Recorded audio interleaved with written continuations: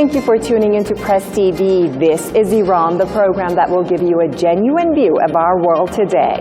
Salam. Welcome to Iran. This week on Iran, Shiraz, one of the most important cities for millenniums. A festival to encourage research.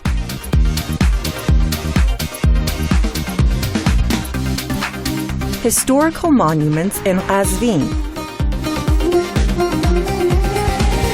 In the 18th century, Shiraz was the capital of Persia for nearly 50 years. But Shiraz has always been one of the most important cities in Iran for millenniums. Shiraz has history, art, commerce, and literature written all over it. Some of the most renowned poets that exalted Farsi literature were from Shiraz. This feature passes you through the Quran gates that are the entrance to Shiraz.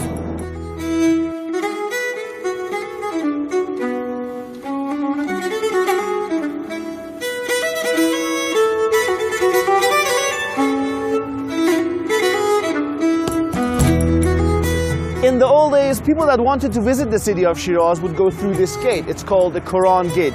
But nowadays, with the volume of cars, only people pass. Join me as I visit the city of Shiraz. This is the first thing you'll notice as you enter the city from the north. It's called the Quran Gate, as two old copies of Islam's holy book was kept here in the past.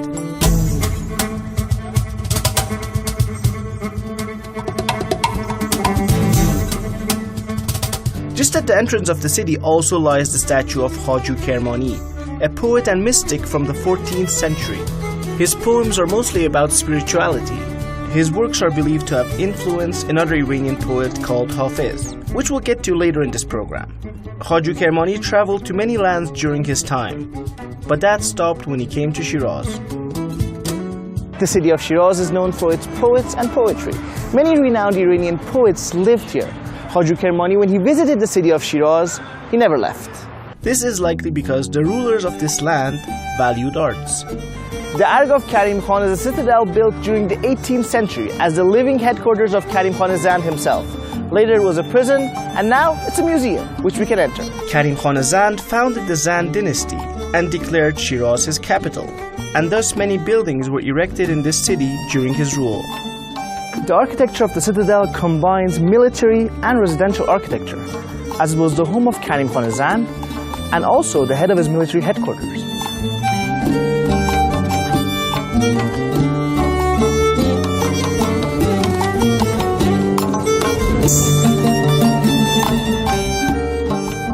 But Karim Khan was different from other rulers of the time. When he came to power, he refused to be called king. He accepted the title, the advocate of the people, that is Vakil in Persian. Many structures built during his time carry Vakil in their name. Stained glass goes hand in hand with Iranian architecture. From homes to palaces, most windows were decorated this way. But it wasn't just for beauty. The interesting thing about these tinted glasses, it's first soothing for the environment and for the eyes, and also it keeps the insects away, they say. I don't see any insects here, do you?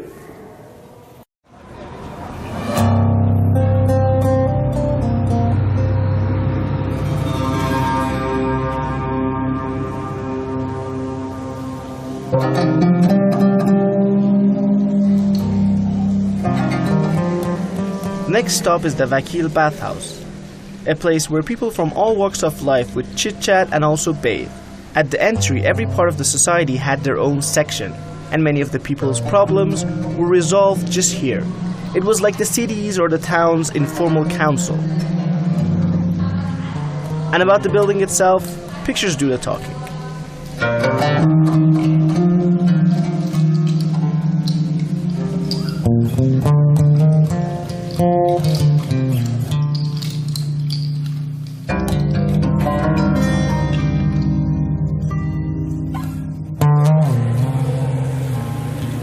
This is a bathhouse, and even in this building, which is a bathhouse, there's lots of detail put in the architecture. So this shows you how much Iranians valued every single building, even a bathhouse. Let's go and check out the rest.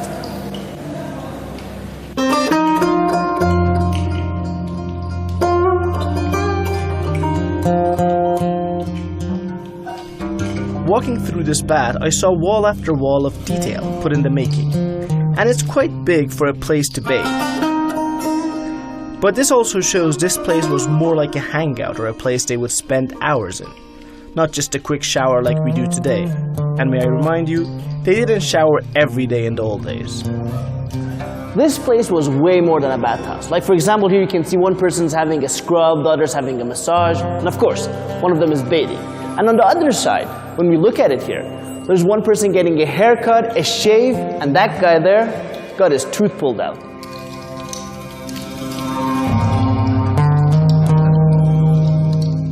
The Vakil Mosque is another landmark of Shiraz.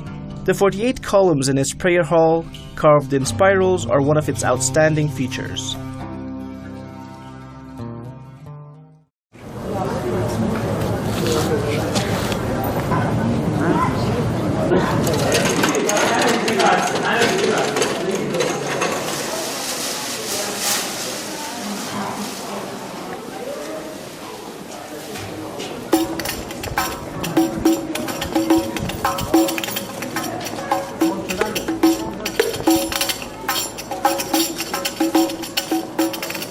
Next is Bazar Vakil, a big market still in use today to find everything from Shiraz and beyond.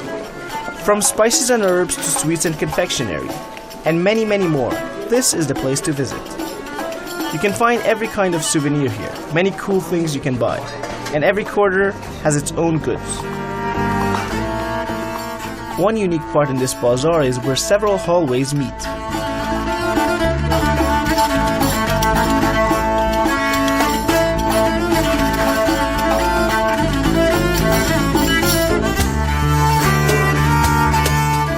Okay, many of Iran's bazaar you can say are similar in shape.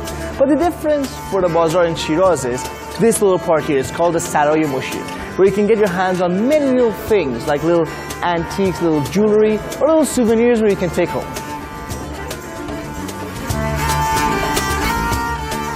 Talking about cool things, there was also an antique shop that topped my list.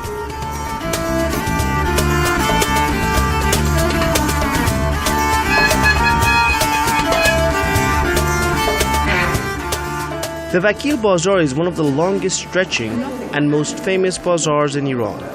It is located in the center of Shiraz and is amongst Iran's national heritage sites.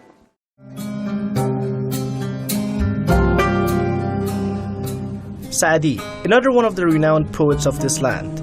He was born in Shiraz. He spent more than 2 decades traveling outside of Persia, following the Mongol invasion. His works reflect upon the lives of ordinary people, suffering displacement, agony, and conflict. His best-known works, Bustan, meaning the orchard, and Golistan, the rose garden, consist of stories illustrating the standard virtues recommended to Muslims, being justice, kindness, modesty, and gratification. Saadi is one of the most famous Iranian poets of all time. His poetry is seen all over the world, not just in Iran.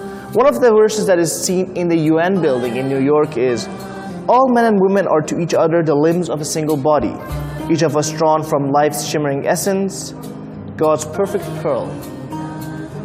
And when this life we share wounds one of us, all share the hurt as if it were our own. You who will not feel another's pain, you forfeit the right to be called human." This was just one.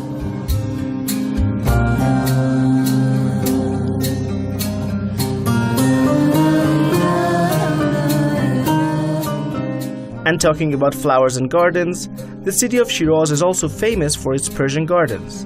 And in spring, the scent of flowers fills the sky in this city. The whole city is like a big flower shop.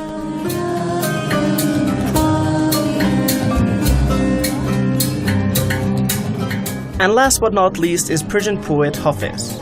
He was a spiritual poet and mystic known by his pen name Hafez.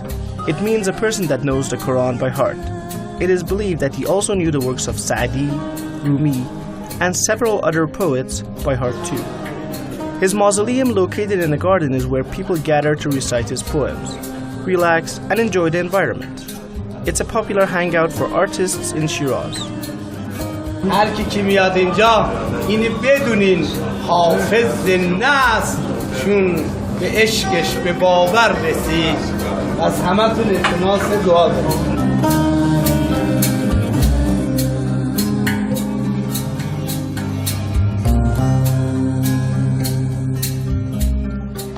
Hafiz, one of the most prominent Iranian poets of all time. While he passed away several centuries ago, still you can find his poems in the homes of Iranians today. So this shows you how important he was in Persian literature. Some regard him as the pinnacle of Persian literature. And a goodbye from Shiraz. I'm Pedram Khoedari for the Iran program.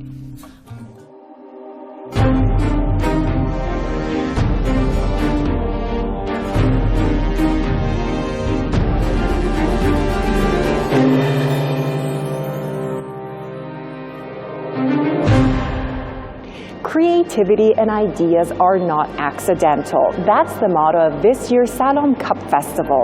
To develop the Iranian students' research skills, the Salam Cup Festival is held annually. Hoda Lezgi will tell you about the different categories students participate in and much more. Let's start with a question. What are the vital features of a young scientist? Curiosity, creativity, and definitely some originality. Young scientists are students who are willing to go beyond the limitations of the classroom. They love to tackle scientific questions and also develop their own unique ideas. These students are waiting for that spark, that moment in time where they can express and show their abilities and potentials.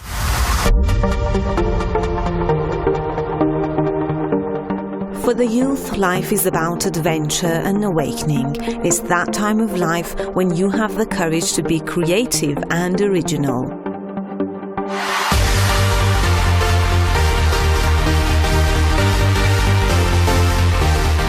Young scientists and elites are a country's intellectual assets, and every step is taken to support and assist them.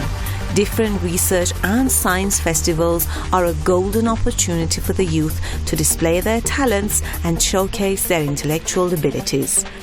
In Iran, top young researchers will be introduced to the National Elites Foundation and are provided with the required aid and funds for completing their research projects. Today is the 4th National Festival and Competition of Scientific and Research Projects. The students have gathered here to compete, 1,360 students to be precise. They will be competing in 2 main sections, scientific research and handmade projects. This year, the competition was held in Tehran's Shahid Rajaei University, northeast of the capital, a 2-day tournament starting from 10 in the morning and way up to sunset. In the scientific section, inventions and gadgets competed in 11 divisions, including electricity, humanities, mechanics, chemistry, physics, computers, and architecture. In the competition section, structures made by students competed in fields such as robotics, aerospace, IT, and the Spaghetti Bridge. This year, 518 teams participated in the event. The boys added up to 768 and the girls 592. So this is the ultimate challenge. These guys here have been working on their gliders for 2 months now. Today they've come to put all that effort to the test. Which glider will outrun the rest? Let's find out. I had a little chat with Behnam Azizkhani, whose balsa gliders seem to have impressed the judges. He told me more about balsa wood, the material used to make the gliders, and the fact that although this type of wood is one of the lightest in the world, it is also